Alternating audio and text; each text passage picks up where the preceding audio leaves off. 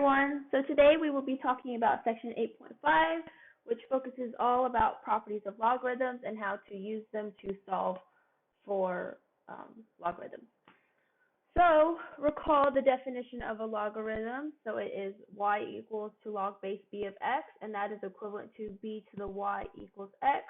Remember, the first equation is called the logarithmic form, and the second one is the exponential form. And then x and b are both positive, and b cannot equal 1. So I included this table that has a summary of the properties of logarithms, but let's talk about the properties one by one.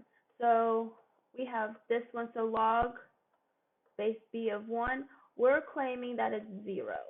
Okay, so why is it 0? So we know log base b of 1, this is equivalent, so if I said like this is, let's say y, this is equivalent to b to the y is equal to 1, okay? But what does y have to be in order for this to equal to 1? So no matter what, so if it's like 3, so let me answer first. So this only equals 1 when y is equal to 0, okay?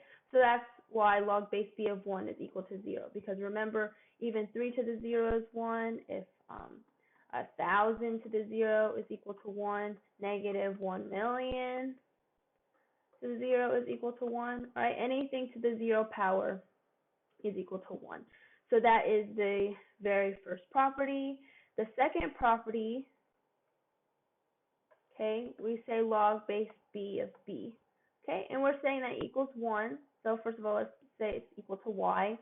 This is equivalent to b to the y is equal to b, okay?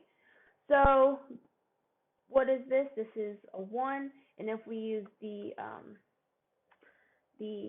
exponential equivalence rule or whatever it's called, since these both have the same bases, we can equate the power, so then I get y equals 1. So therefore, log base b of b is equal to 1. So let's do the third one. So if I have log base b of b to the p, that is equal to p, okay? So that's what we claim.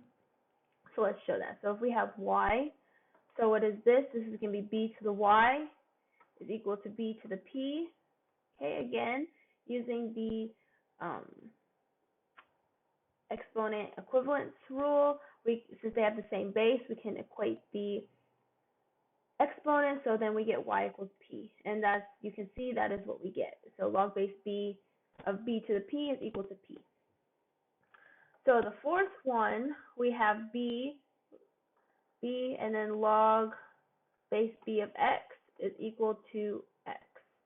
Okay, so again, let's let it equal to y, and we want to show y is equal to x. So this is an exponential form, all right? So just because there's a log in the exponent, but this is still exponential form. So what is this equivalent to? This is equivalent to log base b of y, and this is equal to log base b of x. Okay, and then now using the equivalence log rule, since they have the same base, I can equate these, so y is equal to x. Okay, so and that's how we get log b to the log base b of x equals to x. Now, the one that I really want to talk about is the 5, 6, and 7. So number 5, so that's the product property for logarithms. All right. So, but how do we get it? We're claiming log base b of x times y is equal to log base b of x plus log base b of y. So let me show you. So I'll call it proof of 5. Okay. So let's let m equal log base b of x, and let's let n equal log base b of y. So what do we know about this? If m is equal to log base b of x, this is equivalent to b to the m is equal to x, and over here b to the n is equal to y. Okay. So now let's look. So if we start with log base b of x times y, this is equal to log base b, and then we know x is b to the m, and we know y is b to the n. Okay. Using our exponent properties, when we have the same base and we multiply them, what can we do with the exponents? We can add them. So this becomes b to the m plus n. Okay. And then now, by property 3, okay, since we've already showed it, since I have log base b of b to the p, so this is equal to m plus n. So this is property 3. Okay, but we know what m is and we know what n is. M is log base b of x, and n is log base b of y. Okay, so therefore we get the product property. So therefore, maybe I'll put in red, log base b of x times y is equal to log base b of x plus log base b of y. Right, and that is the product property for logarithms. Now, let's talk about the quotient property. So the quotient property is log base b of x over y equal to log base b of x minus log base b of y. So let me show you why. So let's say this is the proof of number 6. So it's a similar process. So we're going to let m equal to log base b of x, and n is equal to log base b of y. Okay, I can rewrite this in its equivalent form. This is b to the m is equal to x, and this is equivalent to b to the n is equal to y. Right? So now let's look at the log base b of x over y. Okay, this is equal to, so we know x is b to the m, and then y is b to the n. Again, from our exponent properties, this becomes log base b, and then since they're divided, we can subtract them. So this is m minus n. Let me rewrite that. Okay, and then using property 3, this is equal to m minus n. So property 3. And then again, we know what m is. M is log base b of x, and then n is log base b of y.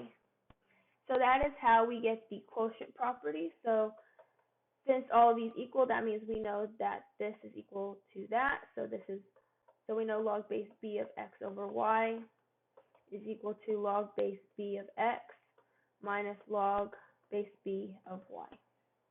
Right? And that is how you get the quotient property. Lastly, let's talk about the power property. So the power property, similar process. The only thing is that we don't have any y's, we just have x. Right? So proof of number 7. So again, I'll let m equal to log base b of x. Right? And so what is this equivalent to? This is equivalent to b to the m is equal to x. Okay, so if I look at log base b of x to the p, okay, what is x? X is, so this is log base b, and this is b to the m to the p. Okay, just replacing x. And then again, by property 3, we know that these can cancel. So this is, so let me take a step back. So what do we know? So again, we're going to use our exponent rule. Since we have a power to a power, what can we do? This can be log base b of b to the m p. Okay, but they can get multiplied. And again, by property 3, this becomes mp. Okay, so property 3. Okay, but what is m? So I'm going to bring this p, so this is equal to pm, so this is the commutative rule, so this becomes p, and then m is log base b of x. Okay, so therefore we get our quotient, or our power property. So this is log base b x to the p, and this is equal to p log base b of x. So that means if there's a power right here, then we can just, oops, this is supposed to be p, then we can bring it over to the front as a coefficient, right? So these are our properties of logarithms. So today we're not really going to be working with natural log, but I thought it'd be nice to talk about. So again, same properties like natural log of 1 is equal to 0, and all, so you can just look at it, but it's essentially the same. But remember that natural log of x, this is the same as log base e of x, right? So you'll still get the same results. That's just the log with a base e. One thing I do want to emphasize is I want to talk about 3 and 4. Okay, 3 and 4 these properties are the reason why I could do that, like do what I did yesterday, right? So I hope that clears it up a little bit. If I guess I can show you, right? Let me show you guys 3 and 4, and then I'll be done talking about the notes, and then we can go on to some examples. So for 3, okay, we have natural log of e to the p. Okay, let's say that this is equal to y. What do I know about natural log of e? I know that this is natural log is log base e, and this becomes e to the p, and we're saying this is equal to y.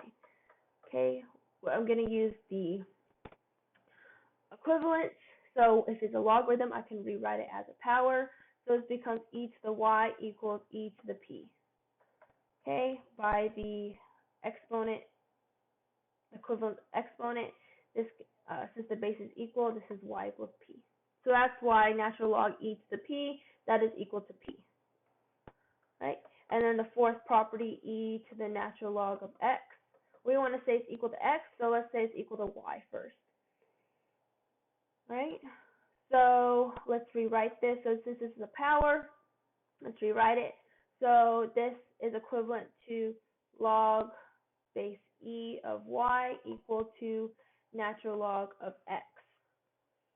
Right? But what is the log base e? Log base e is also natural log, and then this is natural log of y. Right? Because these are the same, so natural log, they have the same base because it's the log of e. So we can set them equal. So this is y is equal to x. So that is why e to the natural log of x equals x.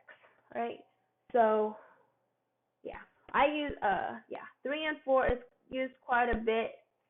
So, but yeah, just get familiar with these properties, and then once you understand them, then doing these examples won't be as intimidating, right?